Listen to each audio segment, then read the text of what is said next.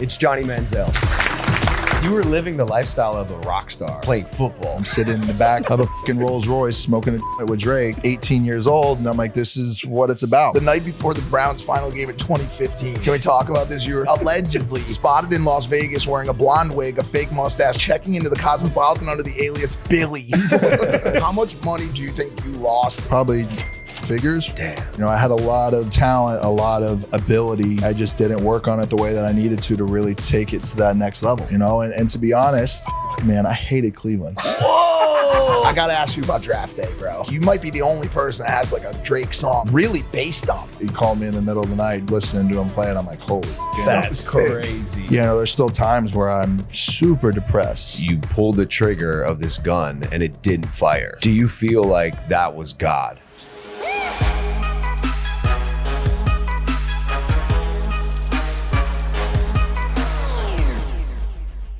Boys, I love that stop it. show. Johnny, don't entertain this kid, Got bro. you. Because he'll just keep pushing. Drank all the rapid rehydration sticks. I'm dying. Dude, how do you do it? How do you party so Did you hard guys and go out last survive? night or something? Hell we yeah, did, brother. we did. We had a long Johnny, he does once a quarter. Lean back, put your headphones on. Get your head in the game. This is a big show. We've been trying to do this show for 4 years. Now I will say, yes, it's for Johnny. Just I will keep say clapping. it's This part is of the this pod- is the first time I didn't go out correct. the night I was before gonna the say episode. we've had some trouble getting Johnny on the show, but this is a new Johnny Manziel. His head is in the game. He's ready for action. He's been shooting content, and here he is, That's what happens when you do podcast episodes in Miami, I guess. bro. That was our fault. Yeah. That was our fault. For doing it there. Yeah, dude. I don't know like what we expected, but dude, you're here now. Yeah, I made it. Thank you for joining us, Of course, appreciate ladies it, and guys. gentlemen. It's Johnny Manziel, Johnny Foosball. Johnny Football. You still like that name? Yeah, it's all right. I mean, it's following me for the rest of my life probably, so fuck it. For sure. You monetize it? A little bit, yeah. You should get on it. It's sick. hold on, dude. There's a whole story there. Well, do you monetize it still? A little bit. Probably not as much as I did at one point. No, you should. What was the deal there? So basically, you coined that name, and the NCAA didn't want you using it for marketing, correct? You can't use, at that point in time, you couldn't use anything for marketing, Right. anything, name, image, likeness, nothing back then. But now we're in a different day and age, so Seems a little predatory. No, I've always felt that was predatory. I think my story and kind of what happened with me coming up in college definitely led us to where we are now with the NCAA rules and stuff. So, I mean, you look back on it and you can be pissed about it or whatever, but I still got to make a little bit of money in college, and now guys are definitely eating off of it. Mhm. How much money do you think you lost if you had come up during the NIL days? I How mean, much money would you have you're made? looking at guys now who are getting offered to transfer and go places. It's $8, $9, $10 million. They're getting offered to do that. So, I mean, I feel like it's probably, 7, 8 figures. Damn. 8 figures for But sure. they don't have the same like brand that you. I mean, dude, you had the most. No, I mean, I think identifiable brand merch in and college even like football. shit you could have done back then is a $2, $3, $4 million a year thing in its own. Wrong place, wrong time, Johnny. I was just a little early, just premature. Do you think that would have changed the outcome of your life? I think I would have stayed in college. I think I would have taken a pay cut to go to the NFL. Do you think you still would have potentially fallen into the dark path that you did? Oh, 100%. You just would 100%. have had more money. I would have just had more money to miss more practice and to travel around the world fucking around. Bro, it's really hard to even pick a direction for the show because there's football, there's partying, there's celebrity. I mean, I guess like right off the rip, I could ask you like, do you regret anything? I think back about it, I guess there is regrets because, I sit here today and I didn't get to reach the like full maximum potential of what I was as a football player. I look back, it happened so quick and as fast as the rise happened, the downfall was equally as quick. But there was also a certain point in me just because I think of everything that I went through from, the rise through the fame, through the media scrutiny, through everything that I just felt like I wasn't enjoying playing football anymore. So at that point in time, the way that I felt in 2016, I wasn't enjoying playing football. When I got cut in Cleveland, I wasn't eager to go try and sign with a new team or get back into the swing of things. I was like completely, exhausted with it, and I was ready for a break from it. when you lose that spark, it can be really hard to continue doing something. Yeah, for sure. I didn't feel the same way going out onto a practice field or like having that joy and excitement as I did on Saturdays. I never felt that way on a Sunday in the NFL. And, maybe it was where I was, maybe it was my situation, but, I feel like, I just didn't have the same spark, and it's tough to continue to go through that. And whenever I did get cut, I was almost more excited about it than heartbroken or torn up about it. What was the moment you feel like, or you felt like the spark and the light went out? Like, was there like a specific moment in time where you're just like, fuck this, dude, I don't want to do this no more? No, I feel like everything just happened so quick from the time of deciding I was going to go to the NFL through the training process, through the draft. It was just like one thing after another. And just with how much stuff you get into, business wise and everything else in between that, I almost never felt like I really got a break. Not that I, should have got one with what everybody else was going through and stuff, but I never felt like I got a chance to turn it off for a minute, and it just consumed me. And then when I got into the NFL, you're not going out and performing the way that you're used to in practice, and you're struggling a little bit. I think your confidence is affected more than anything else. So, dude, I'm from Cleveland. I was a junior in high school when you won the Heisman Trophy. And man, we loved you. I still love you, bro. You're that guy. You're Johnny Football. And then you came to the Browns. We were stoked about that. We were stoked to have you, man. But how did you balance that lifestyle of work and play for so long, effectively at the highest level? Did he balance it effectively? I think he did. No, I think you did, because you've said that. I think I did in college. I did in college. And then when I got to Cleveland, I don't think I did. I never put in the same amount of work when I was in Cleveland as I did throughout those first couple of years as I was in college at Texas A&M. I just, I felt like I was I enjoyed the partying more than I did, the Sundays. What's your favorite part about the partying? I think you just get a rush from it. I think at that point in time, at 22, going into new places, new cities, meeting new people, everything about it. I think there was a rush. You come to fucking New York City, you meet John Schwartz for the first time, and your doors get open to fucking shout out John Schwartz. Your fucking doors get open. We're gonna be with him in about 2 hours. A whole new lifestyle. You're like, fuck, maybe this.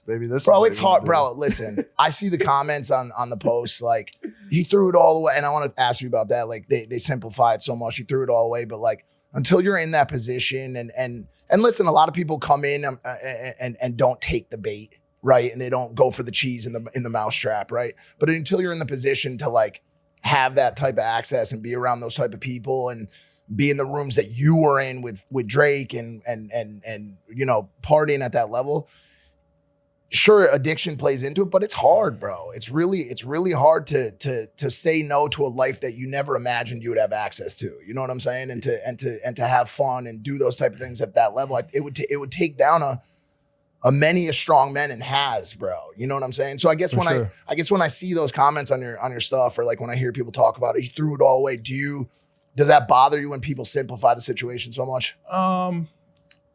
Yeah, maybe a little bit. I don't read into a lot of what other people say. At the end of the day, it's your life that you live yourself. And, I sit there and have to deal with the reality of what my football career was. I think the thing that I think about most now is just that I wish it was longer. And I think for me, I had been able to, for 2 years be really successful with living a lifestyle that way, with going out 3 or 4 nights a week in college and, having that kind of lifestyle. And then as you get to the next level in the NFL, I didn't start until probably 12 or 13 weeks into my rookie season, until that first game where, I still had all the confidence in the world going into week 13 or 14 that I'm like, okay, I'm finally getting a chance to play and start. Even though I haven't been living right and doing the right things, I'm still going to go out here and be able to play well at a high level and be able to figure it out, because I always have. And then we play the Bengals and we don't score a point. We get beat 30-0. And then you have a whole fucking, city of Cleveland that's been behind you, waiting for this opportunity, waiting for this moment for you to get a chance on the field, and you go and lay an egg. And you get back to your house at the end of that day, and it's kind of like, oh, fuck, that did not go the way that I expected at all. And for the first time, I had to deal with some real repercussions of not doing the shit that I was supposed to do. There's no comparison whatsoever, because you're actually like physically going out on a football field. But like for us, I would liken it to like, if we're going to go sit down with Nelk, You know what I'm saying? Or like somebody like that. We can go to Chez Margaux. We can go to Social East after till 4 a.m., show up, sit, have a good show and banter. But the night before we did Trump, we were hunkered down, bro. We were in lockdown. Yeah, we locked You know in. what I'm saying? We locked in, we studied. So I guess like for you, do you feel like you were never able to like moderate and pick the days well and like kind of like really like, would you say it was more addiction than lust for life? Probably. I think it was just living the same life. Like I thought that lifestyle was like what it was. I thought I was one of these outliers that could like party as like a preparation for a fucking physically athletic thing that you were supposed to do. You were living the lifestyle of a rock star, but you were playing football. And for 2 years in college, I went out and performed at the highest level. And at that point in time, you know, I go back now and watch like my second year in college. You know, I'm sitting there, I'm smoking an ounce of weed every single week. I'm going to the bars. It's T-shirt Tuesday, whatever Wednesday. You got to talk about this. That's crazy. Because in my mind, bro, when I think about college, like when because I didn't go to college, I smoked crack instead. but when I think about like the college experience, like the most elite college experience, he probably has. Oh yeah, the most number one, hands down, without a single person that could ever even raise a hand to compete with it, elite college experience in the history of the world, or at least the United States. No. Gronk, I get the comparison, but dude, Johnny Football, you got to talk about that feeling when you first started becoming like the most talked about name in college sports, and like a moment when you were at a party and you felt that first like rush, like, oh, I'm him, bro. Like for real.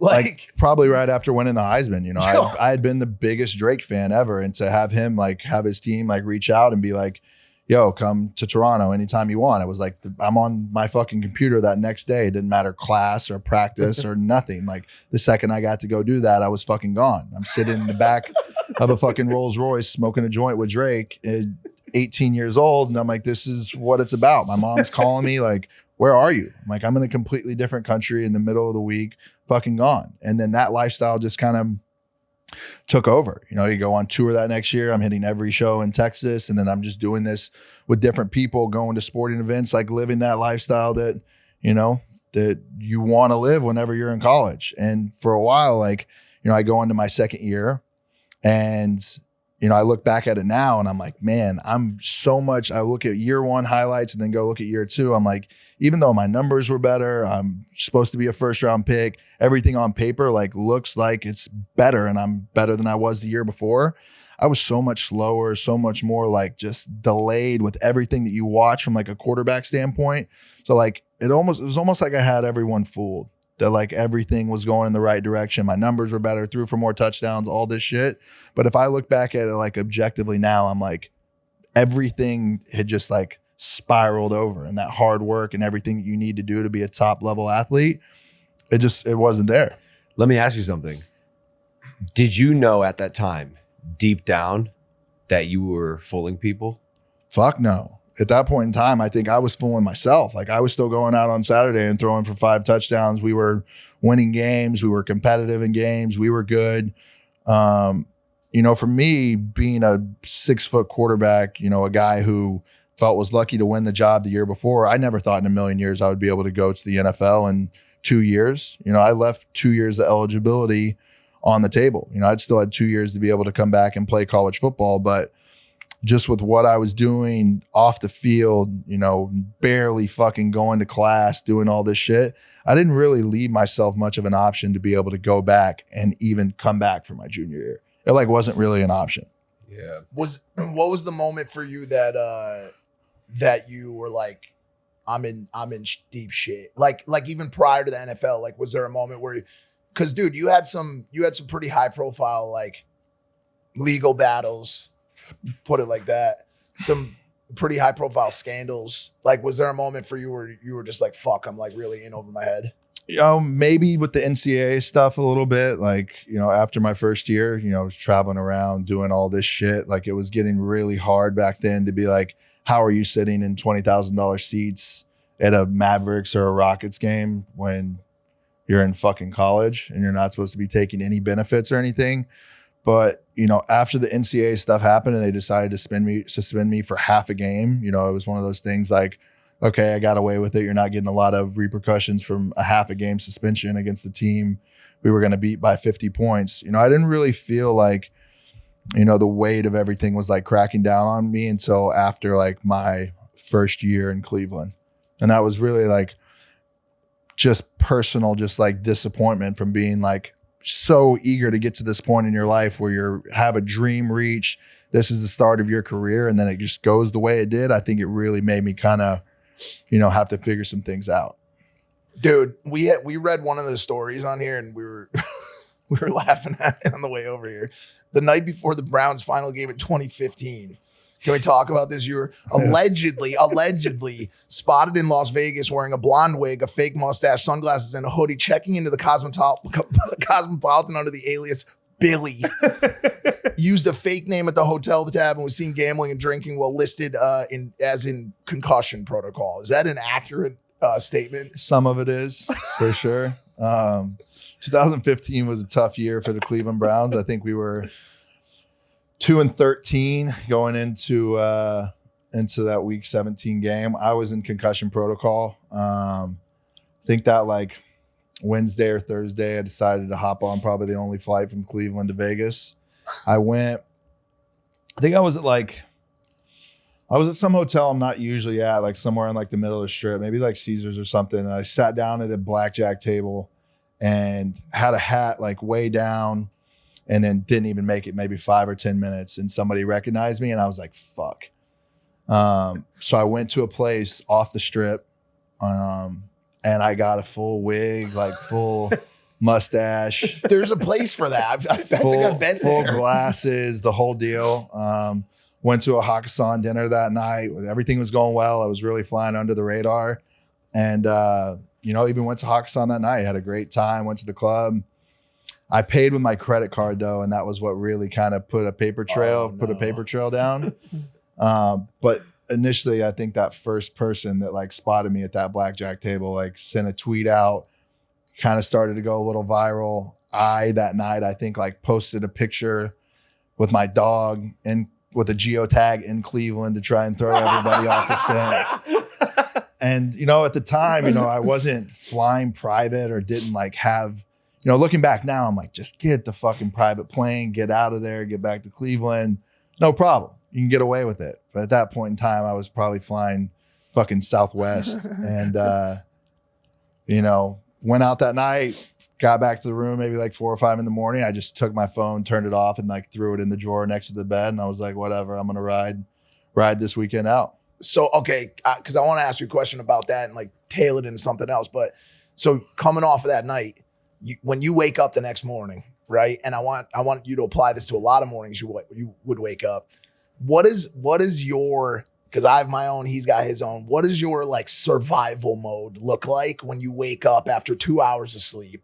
You were at the club. You went to afters at Dre's till 6 a.m. You were at the Wynn, you know, till 8 a.m., whatever, right? What does it look like when you wake up and what do you do first? At that point in time, I think I would have probably just woke up and been like, damn, I've already like pushed this to the max. I'm already going to be in deep shit. So let's like get a wire sent, go to High Limit and have some breakfast and start drinking again. Like just push through it. Like there's not a flight out until God knows when. Do I even need to be, am I even on the team? Like at this point, have I already been like written off or cut or whatever? So I think I just went and just probably got some more money sent in and just started gambling. That seems like for me, when I wake up after like no sleep and I've been out, like I go the opposite direction. Like I want to try to get to the gym, hit the sauna, have some water. You always have been the opposite, dude. Because you'll always you would text me after we'd go out and you'd be like, yo, I'm going to meet Dustin right now. It's like 11 a.m. I'm like, bro, you need to sleep, bro. Hey, I'm definitely not that way anymore. But at that point in time, like in those circumstances, I for sure would have doubled down and just kept it rolling. If you could go back right now and Poindexter your way through your whole college career, nose in the books, play the game, go to the NFL, play at the level that you were born to play at, give up draft day, Johnny Manziel, which I want to talk about the song in a minute, give it all up and be straight up Poindexter, Johnny football, would you do it? Yeah, I would. I mean, I think as much like legend and like lore that I get from like the things that I did and the way that I live my life, like as much as I do at some points have like no regret, I still do have that like point in time where it did like completely shift for me. And I like went to like a different direction and like a different path. Like that first year that I was like partying in college and playing well and ended up winning the Heisman, like that almost gave me like a superpower type of like feeling, when in reality it was all just, I mean, not sustainable. Like, you know, to go back to a moment, like we win the Cotton Bowl and after my Heisman year, it's kind of end our season, you know, 12-2, our best season in school history in a while. And like the first thing that I was doing was like going out, go to a club. And that was like the first time that I really got like pictured, photographed. And after there, it just kind of like took off and the partying took a life of its own. So if I had like a point in time to go back and like really that I pinpoint on that I wish I could change things, like I never looked at it as like, man, I've done such amazing things as a freshman in college, things that have never been done in the history of college football. Let's take this to a next level and maybe try and come back and win a national championship or like a Heisman again the next year. Like that like grind to go and do that was never really there. It was always like, damn, more fun, more this, who are we going to meet? This lifestyle was just more enticing than the buckle down and like do shit the right way. How do you take what you've learned and the experience that you've had in your life and teach it? Or like if you ever wanted to have kids, if they were in a similar path that you were, have you ever thought about how you would get them to maybe not make the same mistakes so they wouldn't have regrets that you maybe have? Yeah, I think, you know, I'm one of those like perfect examples, like learn from the shit that I did. I put it all out on a blueprint of like what not to do. Like I sit and go back to Texas A&M and I'll have like guys be like, yo, we're going out with you tonight or this or that.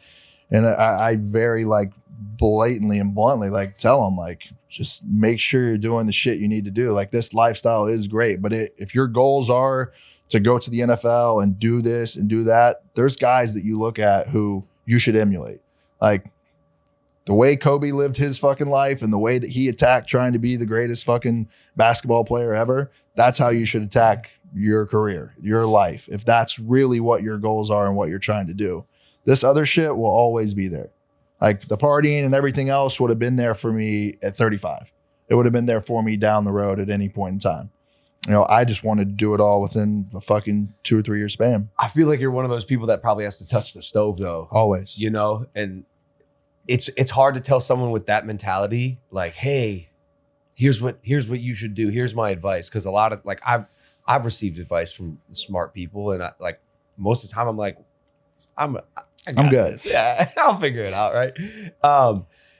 So yeah, it's interesting. I watched the Untold documentary on Netflix, and I was really excited to see that series with you in it because I think your story is crazy. Like I think there's two ways to look at your story. Like one is like the comment section, like he threw it all away, and the other is a guy who is a human being who is just living his life and like being fully himself, and now actually like has a really significant story. Like you use the word lore. Like it's lore, dude. Like you're Johnny Manziel and you have this crazy story that a lot of people can learn from and like talk about and be even entertained by. Like we're talking about it to this day. You got the Netflix Untold documentary. Were you nervous to finally put it all out there in such an in-depth way? No, I don't think so. I think I was more just like, you know, I still had so many people coming up to me, even I hadn't been playing football for 4 or 5 years and people still being like asking about football or this, you coming back or that. So I feel like Untold was just a chance for me to like tell my story, kind of close that chapter on like what it was and just like also let people into like, you know, we're in this NIL age of college football and stuff. So to be able to tell that side of like what really happened back then and like just how crazy like the whole thing of it was. I think people knew a little bit, but didn't know to like the depths of like just how insane those fucking couple years were. Were you happy with how it turned out? Yeah, I thought it was great. I loved the producer, the guy who did everything on it. I thought it was, you know, I thought it was great. You know, I thought it was exactly what it probably needed to be. I thought it was extremely well done as well. They're very good, that Untold series. Yeah, I love that series. Yeah. I remember watching, there's a tennis player named Marty Fish, and I remember seeing when he did his Untold for the first time, I'm like, I'm really fucked with this series. I really like it. You know, a lot of people were like, you know, maybe you should have done a one-off by yourself or this or that. But, you know, I thought it was kind of the way that I wanted to do it and at the right time to do it. They do a few of those like recurring series. There's Untold. I don't know if you've seen American Manhunt. They just did one. Osama bin Laden was fucking fascinating. Trainwreck is another one, but Netflix they produce such high quality content. But does Max too. So does Max. Yeah, Max produces. Good luck on that. Good luck on that second season, man. No, I'm just saying, like, it's great, bro. It's a win-win world. I wanted to ask about a part in that Untold documentary that I found like pretty shocking, and I think you know what it is, but you like touched on it, and it was like really glanced over, but and not to pry, but there was a part in the documentary where you talked about taking your own life, and that you tried to actually do it. Was that real? Oh, 100%. You know, I think after I got cut, you know, I went straight to just like traveling around. You know, I had all this money. I had, you know, freedom for the first time to kind of be able to do whatever I want. And I ended up in LA, and I ended up at a house in Hollywood Hills, bouncing around, and started to live that LA lifestyle that, like, you guys know what the fuck that can turn into. Like, you've all seen it. You've seen people go from, you know, looking one way and then look a year later and you're like, damn, you're a completely different person. You know, I think, you know, for me, and man, I still to this day have, you know, extreme up and down of like mental struggles and mental battles. Like, this isn't something that, like, you know, I spoke about it obviously in the doc, but something that I still think comes and goes at points in time in my life. Like, you know, there's a way to look at my story, or a way to, you know, feel like I do in my shoes at times where I'm like, man, I was so gifted at something and never gave it a chance to really get off the ground. You know, I sit here every day and I'm recognized as that person, but I'm so far away from that life and from, you know, being that person, I feel like at times. So, you know, there's still times where I'm super depressed, still super down. Times I won't leave my room for a month at a time, and then I'll crawl my way out of it for a little bit, and then something will happen in my life where, you know, I go back into that. So I've very much been at a point probably over the last 4 or 5 months where I'm like having to really be on myself to get out of that hole, and probably been in like, you know, a similar hole recently as I was at that point in time in my life. And I think it's just, you know, it's a hard thing to work through your own personal shame and your own personal trauma and a lot of things that you've impacted on yourself. Like, I sit back and can say, you know, what if it was this situation or these people I had around me? But I'm at a point now where I put a lot of the blame on myself. You know, I am the one that caused a lot of my problems, a lot of the things that went on in my life. So it's just like, you know, learning to live with that and to continue on into whatever is next in life for me. And I think that's something for me that kind of gets me stuck at some points in time where I'm like, what is that next thing that's going to give me a spark in any similar way that football did? And for me, I haven't found that. Have you tried pickleball? No.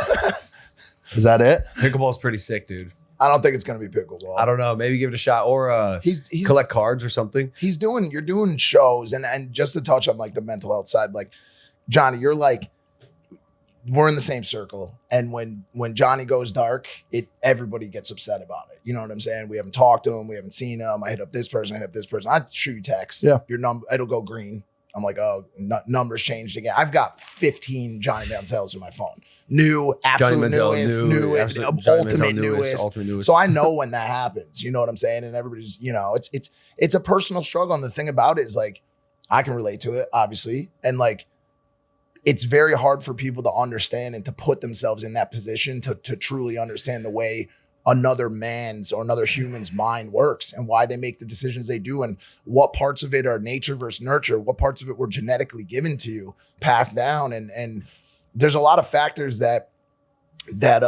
create what you have, which has really become this cautionary tale, you know, for other athletes. You brought up kids, but I think for other athletes, as someone who's out, you know, there a lot, there's more Johnny Manziels than there are Kobe's in the athletic world. You know what I'm saying? I mean, there's a lot of these guys playing at the ultimate elite level that are very close and teetering that line in survival mode in the NBA, in the NFL, in all sports, right? And men and women, right? And so I think your story becomes a cautionary tale for people, and probably like, how do you think it's affected like protocols at the college and at collegiate and like pro level? Have they put in like a Johnny Manziel protocol for people? I think the college kids, just with the way it is now and the way these athletic departments are, they probably get a little bit more help than we were getting back then. I think mental health in itself has changed a lot over the last 10, 12, like 14 years. I think people are a lot more like, social media was really new back then. I think there's a lot more protocols in place to be able to help, like, people navigate social media, what it is online. Like, back then, like, it was the wild fucking West. And being a kid in college to have millions of followers and all this shit, like, it was a lot of power that came with it too. I don't mean to like degrade your mental health or anything by saying, was that real? Because I think you opening up about it, and I fully believe that story. And I think what you're doing is amazing, because, like I said, a lot of people can learn from your life and take whatever from it. I guess I was more so talking about the specificity of what happened with. You said on the show, you pulled the trigger of this gun and it didn't fire. Yeah. Which is fucking crazy. Do you feel like that was God?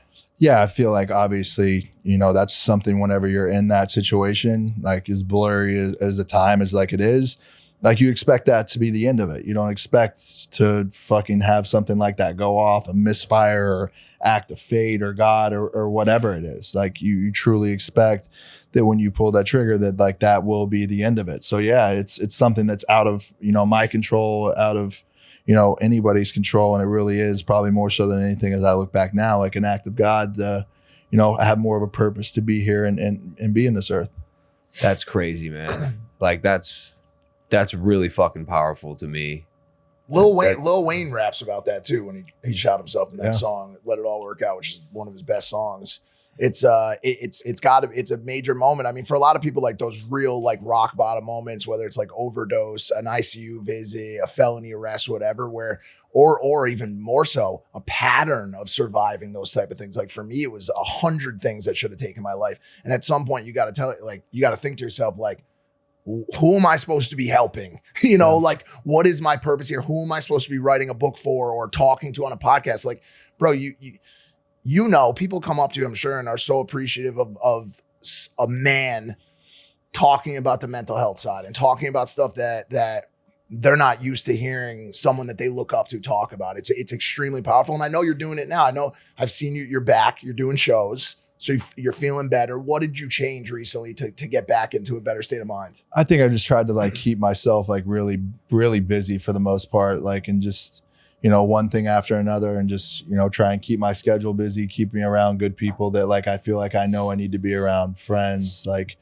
there's something to be said. Like when you get into those dark places and those dark mindset, like it's such a battle to try and climb and like crawl your way out of it. Like everything feels miserable. Everything feels fucking terrible. There is no like silver lining or positive way to spin or joy, look at anything. No, it's nothing. Yeah. It's just a complete beat down of like negativity. So like, to do any single like little thing, whether you want to do it or not, and it gives you that one little like bit of hope and that little bit of like clean dopamine, little like space through the cloud. You just have to like kind of like try and go through it and do the best you can to just grab any little bit of that like positivity that you can and run with it. What are your things right now? Like mine have always just been exercise.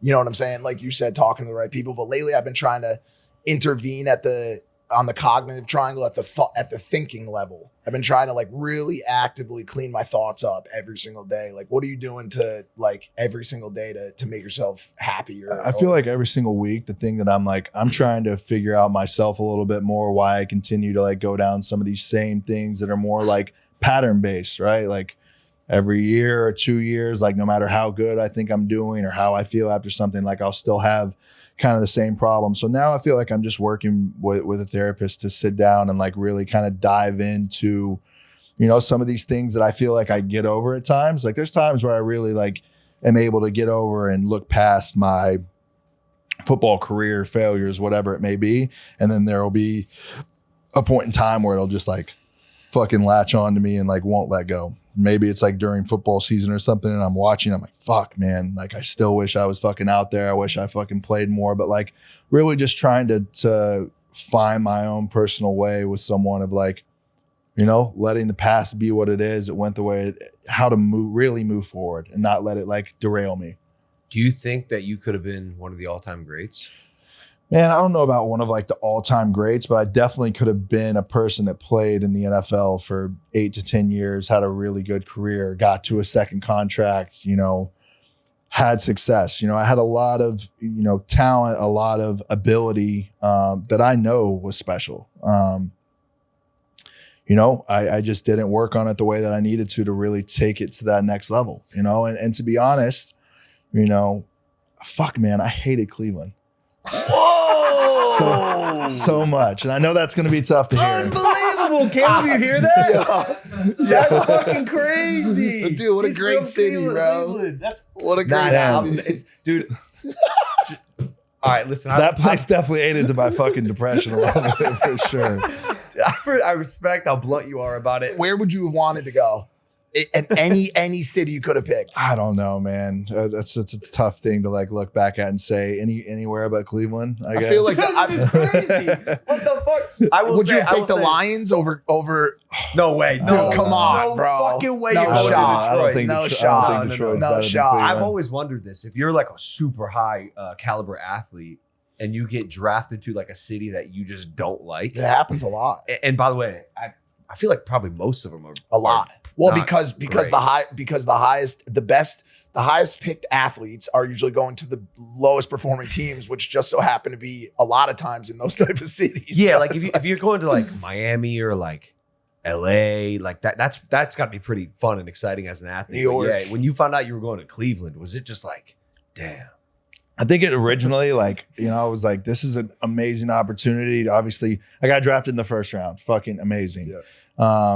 You know, it took me a while to kind of be there. And like, even the beginning, you know, I went downtown Cleveland. I'm like, okay, we can work with this here. Yeah. They got town hall. And then yeah, like, yeah. there was a casino right down the street. I'm like, this is like doable. The LeBron's coming back. We got the fucking Cavs bumping. And then that like first like real Winter. coming from Texas. And then that first like real November fucking like brutal like fucking winter was like, oh man, what the fuck? Dude, You don't see sun. It was just like so fucking gray. I'm like, it was tough sledding for me for sure. I realized when I left Cleveland how much the weather affected my mood. Massive. Dude, it's I was it's that way too. insane. And when it gets dark in Cleveland at 4 p.m. in the winter, and it's just like cold and like And that muted rainy and slushy. muted. That gray has That no gray. color. It's like I just remember I just called it the gray. It was just That's like it. gray Yeah. every day. it's the for same. me. It's the same on the East Coast. Yeah, I mean, it's not It just was Cleveland. better. I will say my second year, I got a house in Avon, was on a golf course, like got to the suburbs a little bit. And I definitely did see like a better side of Cleveland that made me enjoy it a lot more that second year. Than Yeah, I did the Avon's first. nice. he loves it. You love the golf course. The golf was great. How's your game right now? I haven't touched the golf course What? in months. Why, It just hasn't been on the list Johnny? for me. That's your thing, dude. It needs something I need to get back to for sure. You were playing like every day. I thought you even were working with a brand. Yeah, when I first got to Scottsdale, I was playing 4 or 5 days a week. It was something that I like really fell in love with, and over the last like I don't know year and a half, it's something I've kind of put on the back burner. Are you still in Scottsdale? Still in Scottsdale. Man, dude, that town is how man? How is Man, that? my life is. I don't fucking go out anymore. I don't No, do a but whole what I'm lot anymore. saying But when is- that town was rocking and like it was, Why is it not now?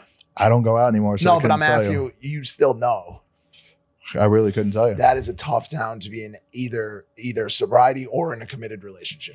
That city specifically, dude, Scottsdale, Arizona, is a tough place, dude.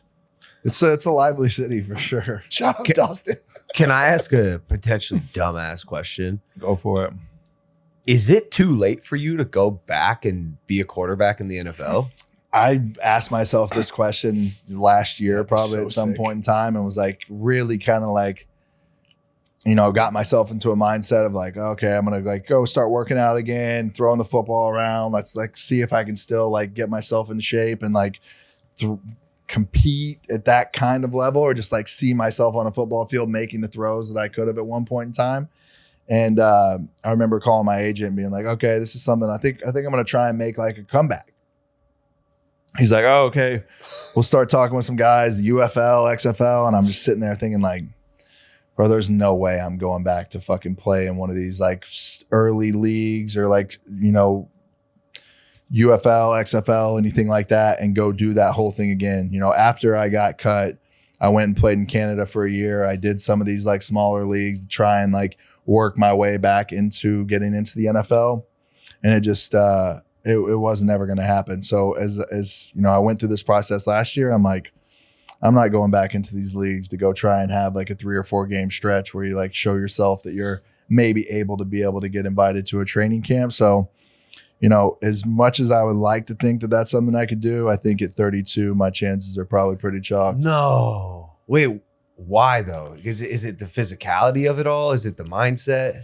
He's just taking so much time off the game. I think it's just being out of the game for so long, the speed of it, just everything. If you're not really doing that every single day in and day out, there is no way to emulate game speed, game reps. You don't get that anywhere other than the NFL. I mean, at his current age, like that's when like careers are starting to tail down. Not if you're a quarterback. No, I agree, but dude, the idea of pulling out of the league for the length of time he had, like it's been 2015 this is 10 years. 10 years.